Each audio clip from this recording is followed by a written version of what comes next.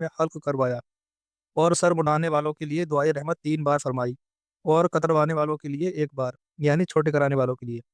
اور اگر متمتع منا کی قربانی کے لیے جانور ساتھ لے گیا ہے تو عمرے کے بعد احرام کھولنا اسے جائز نہیں، بلکہ قارن کی طرح احرام میں رہے اور لبیک کہا کرے، یہاں تک کہ 10ویں کی رمی کے بساط لبیک چھوڑے، پھر قربانی کے بعد حلق یا تقصیر کر کے احرام سے باہر ہو۔ پھر متمتع چاہے تو 8ویں ذی الحجہ تک بے احرام رہے، مگر افضل اور بہتر یہ ہے کہ جلد حج کا احرام باندھ لے، اگر یہ خیال نہ ہو کہ دن زیادہ ہے، احرام کی قیدیں نہ نبھیں گی۔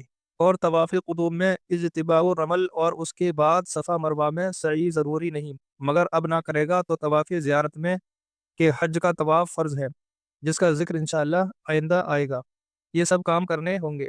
اور اس وقت ہجوم بہت ہوتا ہے، یعنی بھیڑ بہت ہوتی ہے، عجب نہیں کہ طواف میں رمل اور مسعی میں دوڑنا نہ ہو سکے، اور اس وقت ہو چکا تو اس طواف میں ان چیزوں کی حاجت نہ ہوگی۔ ایام اقامت میں حاجی لوگ کیا کریں؟ تو اب یہ سب حاجی لوگ یعنی قارن، متمتع، مفرد کوئی بھی ہو کہ منا کے جانے کے لیے مکہ معظمہ میں 8ویں تاریخ کا انتظار کریں۔